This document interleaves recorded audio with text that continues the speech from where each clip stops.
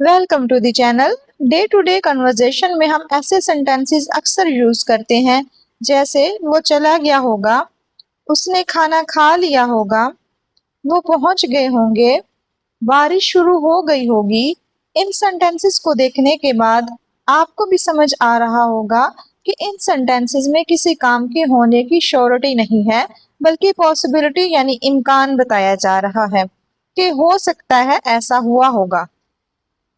और इंग्लिश में पॉसिबिलिटी बताने के लिए तीन मॉडल वर्ब्स का यूज किया जाता है। पहला है मे हैव, दूसरा है मस्ट हैव और तीसरा है माइट हैव।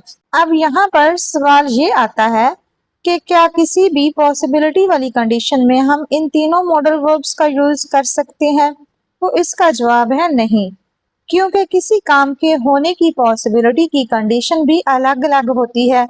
यानी कभी कभी किसी काम के पूरा होने की पॉसिबिलिटी हमारे पास 90 से 100% होती है, मतलब वो काम पूरा हुआ होगा। और कभी कभी किसी काम के पूरा होने की पॉसिबिलिटी 50 से 60% होती है कि शायद वो काम हो गया होगा। और कभी कभी तो ऐसा होता है कि किसी काम के पूरा होने की पॉसिबिलिटी 20 से 30% होती है, मतलब ऐसा लगता है कि हो सकता है वो काम हो गया होगा। इस वीडियो के एंड तक जरूर रहें, क्योंकि आज की ये वीडियो देखने के बाद आप अच्छी तरह से समझ जाएंगे कि मे हैव, माइट हैव और मस्ट हैव में क्या डिफरेंस होता है और किसी भी सेंटेंस में इन तीनों का यूज कब, कहाँ और कैसे करना होता है। तो चलिए शुरू करते हैं आज की क्लास। सबसे पहले हम बात कर लेते हैं मस्ट हैव की। मस्ट हैव का मतलब होता है जरूर या फिर पक्का, यानी कोई भी काम जरूर किया गया होगा या जरूर हुआ होगा। यहाँ पर सादा सा ये समझें कि जब हम किसी काम या बात के होने की पॉसिबिलिटी 90 से 100% जाहिर करते हैं, तब हम वहां पे मस्ट हैव का यूज करते हैं। किसका यूज करते हैं? मस्ट हैव का। इसके लिए स्ट्रक्चर होता है, सबसे पहले हम लिखेंगे सब्जेक्ट, फिर हम मस्ट हैव का यूज करेंगे, फिर वर्ब की थर्ड फॉर्म आ जाएगी और देन लास्ट पे आ जाएगा हमारा ऑब्जेक्ट। सबसे पहले सब्जेक्ट, इसके बाद मस्ट हैव, फिर वर्ब की थर्ड फॉर्म और लास्ट पे हमारा ऑब्जेक्ट। एग्जाम्पल्स की मदद से मजीद समझ लेते हैं। जैसे पहला सेंटेंस है, वो जरूर घर पहुंच गया होगा, मतलब किसी के घर पहुंचने की पॉसिबिलिटी बताई जा रही है, लेकिन वो पॉसिबिलिटी 100% श्योरिटी के साथ बताई जा रही है कि वो घर जरूर पहुंच गया होगा। तो यहाँ पे हमारा सब्जेक्ट क्या है? वो। तो वो के लिए हम लिखेंगे ही, इसके बाद हम मस्ट हैव का यूज करेंगे और इसके बाद वर्ब की थर्ड फॉर्म यूज होगी। तो इसमें वर्ब क्या है? पहुंचना। पहुंचने के लिए यूज करते हैं हम रीच का, तो यहाँ पे रीच की थर्ड फॉर्म आ जाएगी रीच्ड। और ऑब्जेक्ट क्या है? होम, यानी कि घर। तो सेंटेंस हमारा बन जाएगा ही मस्ट हैव रीच्ड होम, वो जरूर घर पहुंच गया होगा। ही मस्ट हैव रीच्ड होम। अगला सेंटेंस है, उसने यकीनन खाना खा लिया होगा।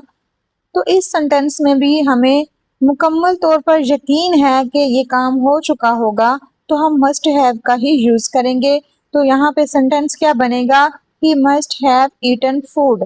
उसने के लिए हमने लिखा है ही एज अ सब्जेक्ट, उसके बाद हमने मस्ट हैव का यूज किया है, फिर हमने ईट की थर्ड फॉर्म यूज किया है ईटन, और देन लास्ट पे फूड यानी कि ऑब्जेक्ट लिख दिया। तो सेंटेंस हमारा बना है he must have eaten food. अगर हमारा सेंटेंस हो वो जरूर रोया होगा, तो यहाँ पे जो वर्ड है जरूर, इससे हमें पता चल रहा है कि ये काम लाजमी हुआ होगा या पक्का हुआ होगा। तो यहाँ पे जो पॉसिबिलिटी है 100% है, मस्ट हैव का यूज होगा। तो सेंटेंस बनेगा ही मस्ट हैव क्राइड। रोने के लिए हम वर्ड यूज करते हैं क्राई, और क्राई की थर्ड फॉर्म होती है cried. He must have cried. इसी तरह से वो जरूर खुश हुआ होगा। He must have felt very happy. Next sentence है, पक्का तुम्हें सच पता चल गया होगा। You must have found the truth. You must have found the truth. वो जरूर आया होगा। इस सेंटेंस को ट्रांसलेट करके कमेंट बॉक्स में बताइएगा। अब दूसरा है मे हैव। मे हैव का मतलब होता है शायद हुआ होगा, यानी कोई भी काम शायद हुआ होगा। इसमें काम के पूरा होने की पॉसिबिलिटी 50 से 60% होती है। कितनी? 50 से 60%। बस सादा सा समझे कि जब कभी भी किसी काम या बात के होने की पॉसिबिलिटी 50 से 60% होती है तो वहां पर हम मे हैव का यूज करते हैं। इसके लिए जो स्ट्रक्चर होता है उसमें सबसे पहले सब्जेक्ट आ जाएगा, फिर मे हैव, फिर वर्ब की थर्ड फॉर्म और लास्ट पे आ जाएगा हमारा ऑब्जेक्ट। अब चलिए इसके कुछ सेंटेंसेस देखते हैं। जैसे पहला सेंटेंस है शायद वो सो गई होगी, तो यहाँ पर किसी लड़की की बात हो रही है तो वो के लिए शी का यूज होगा यहाँ पे, और सोने के लिए हम स्लीप वर्ड यूज करते हैं तो स्लीप की थर्ड फॉर्म आ जाएगी स्लेप्ट। सेंटेंस बनेगा शी मे हैव स्लेप्ट। शायद वो सो गई होगी, शी मे हैव स्लेप्ट।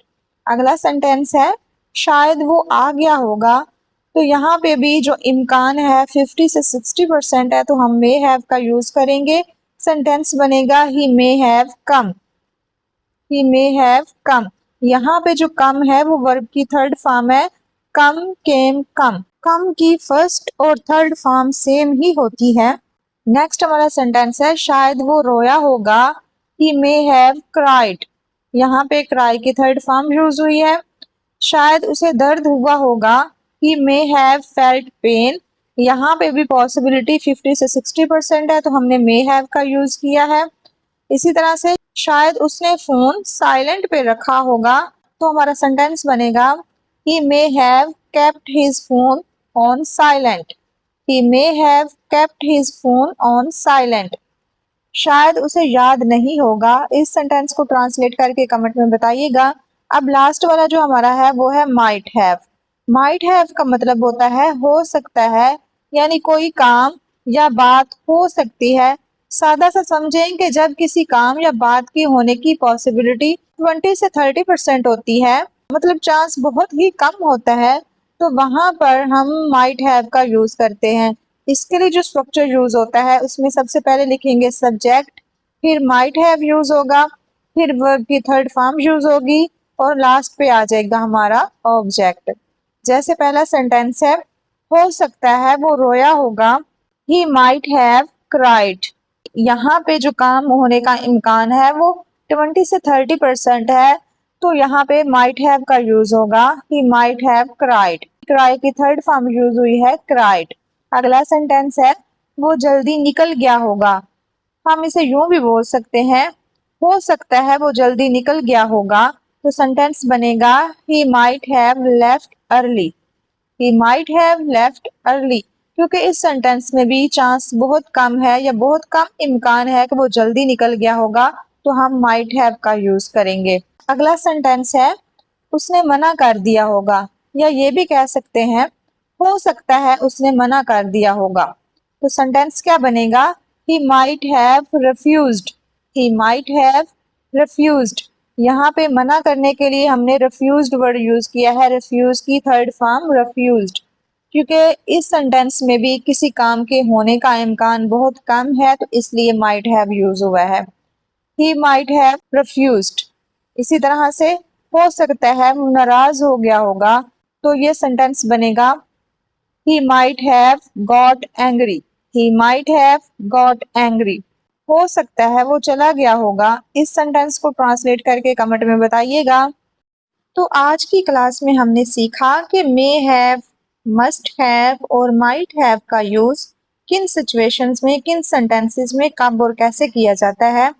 तो मे हैव का यूज किया जाता है जब हमें किसी काम के होने की श्योरिटी 50 से 60% होती है, तो हम मे हैव का यूज करते हैं। जब किसी काम के होने का इम्कान 90 से 100% होता है, तो हम मस्ट हैव का यूज करेंगे।